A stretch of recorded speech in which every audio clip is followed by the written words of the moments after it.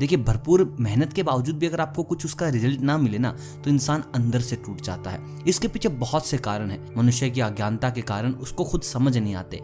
और वास्तु कहता है आप मेहनत कीजिए, मगर वास्तु का ख्याल भी रखिए। आप अपनी मेहनत का फल सबसे जल्द, सबसे ज्यादा और भरपूर मात्रा में पाएंगे।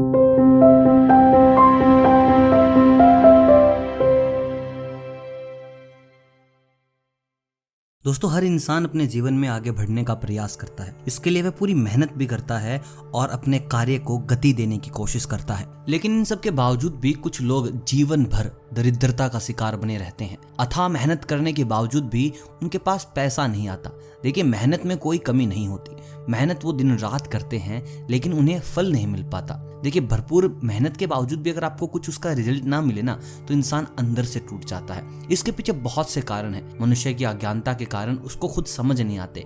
और वास्तु कहता है आप मेहनत कीजिए, मगर वास्तु का ख्याल भी रखिए। आप अपनी मेहनत का फल सबसे जल्द, सबसे ज्यादा और भरपूर मात्रा में पाएंगे। देखिए, इंसान इस वक्त गरीबी से दूर होना चाहता है। हर इंसान चाहता है कि उसके पास पैसे हो, जो वो चाहे खरीद पाए, अपने घर वालों का अच्छे से ख्याल रख पाए, बच्चों का अच्छे से स्कूल में एडमिशन करा पाए। लेकिन गरीबी है वो छोड़ती ही नहीं इंसान का पीछा। तो चलिए बात करते हैं कुछ ऐसे टोटकों की जिनके चलते आप अपने घर से गरीबी को कोसों दूर कर देंगे।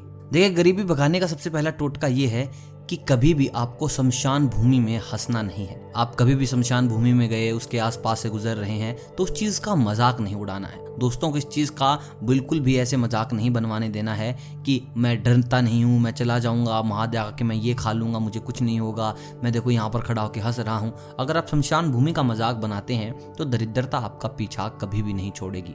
दोस्तों, दूसरे टोटके का ख्याल महिलाओं को रखना है। देखिए, खाना बनाते वक्त लहसुन और प्याज के छिलकों से बचने के लिए वो उनको चूल्हे में डालकर जला देती हैं। कुछ लोग अपने घर के चूल्हे में सीधा लहसुन या फिर प्याज को भून लेते हैं। ऐसा करना बहुत गलत है। इस टोटके से आपको अपने आप को बचाना है।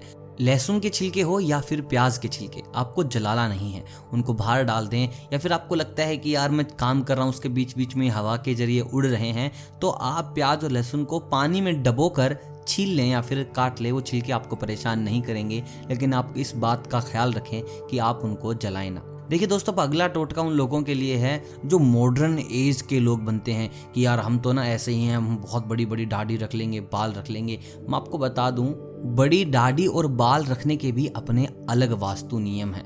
अगर आप उन वास्तु नियमों का पालन नहीं कर रहे हैं तो आपको 40 दिन से ज़्यादा बाल नहीं रखने हैं।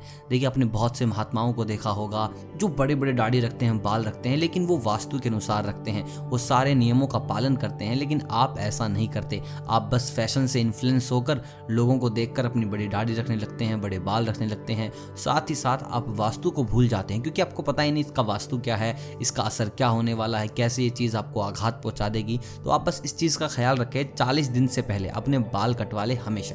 दोस्तों, आपको एक अगली चीज का ध्यान रखना है, वो रात को कोई मांगने आए, कुछ भी मांगने आए, आपका कोई बर्तन है, दूध है, चीनी है, कोई भीख सामान है, उसको रात को कुछ भी ना दे। देखिए, वास्तु कहता है रात को अगर आपने किसी को कुछ भी गिफ्ट किया या कुछ भी सामान यूज करने के लिए दिया तो समझ लीजिए आप अपने घर की लक्ष्मी माता को उसे प्रदान कर रहे हैं। देखिए, कुछ लोग बोलेंगे कि रात को हम शादियों में जाते हैं, गिफ्ट करते हैं। देखिए, उस वक्त आप अपने घर पे नहीं होते। घर पे कोई मांगने आएगा, रात को कोई आए कि भाई आपके घर की झाड़ू दे दो, भाई आपके घर के कुछ बर्तन दे दो, तो उनको साफ मना कर दीजिए। साथ ही साथ तरीके से मना कीजिए, वास्तु समझा कर। नहीं तो वो बुरा भी मान सकता है, लेकिन लक्ष्मी माँ के बुरा मानने से अच्छा है कि वो इंसान ही बुरा मान जाए। रात के समय में किसी को भी कुछ भी ना दे।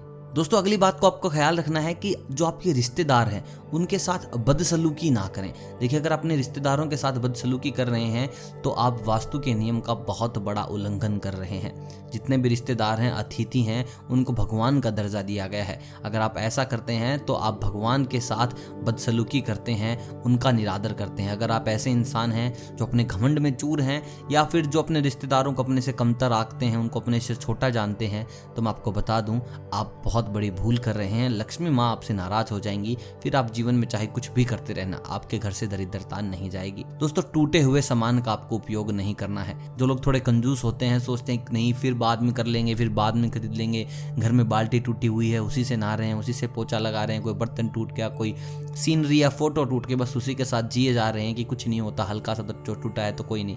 ऐसे में आपके घर का वास्तु खराब होता है, आपके घर में दरिद्रता आती है, आपके घर में नेगेटिविटी आती है। तो ऐसी गलतियां आप बिल्कुल भी ना करें। दोस्तों, कपड़े पहनते वक्त आपको ध्यान रखना है कि आपको बाएं पैर से ही पैंट को पहनना है, दाएं पैर से नहीं।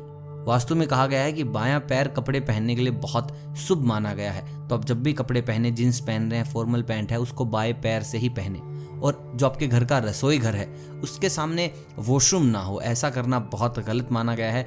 माँ अन्नपूर्णा और माँ लक्ष्मी आपसे रुष्ट हो जाएंगी, तो कभी भी रसोई घर के सामने आप वॉशरूम ना रखें। टूटी हुई कंघी से बाल ना संवारें। अगर आपके घर का कंघा टूट गया है तो नया ले आइए, 20 से 50 रुपए का आएगा, लेकिन ये 20 से 50 रुपए की कंजूसी आपके घर में दरिद्रता ला सकती है। तो ऐसे में कभी भी टूटी हुई कंघी से बाल ना संवारें। दोस्तों, ये ऐसे टोटके थे जो हम ज़्यादातर गलत ही करते हैं। हम मानते हैं कि हाँ यार कुछ नहीं, इन चीज़ों से कुछ नहीं होगा, ये टूट गया तो कोई नहीं, बाद में ले लेंगे, लेकिन ये चीज़ें आपको बहुत बड़ी परेशानी में डाल सकती हैं। और साथ ही साथ मुझे कमेंट करके बताओ कि आप कौन सी छोटी छोटी मिस्टेक करते हैं जिनका आपको पता भी है कि हाँ यार ये गलती है, लेकिन आप कर देते हैं। और अगर आप मेरी बातों से सहमत हैं तो वीडियो को लाइक ज़रूर कीजिएगा, चैनल पर नए हैं तो चैनल को कीजिएगा सब्सक्राइब। मैं मिलता हूँ आपसे बहुत जल्द आपको एक नई वास्तु की दुनिया में ले जाने के लिए। तब तक आप सभी को अलविदा।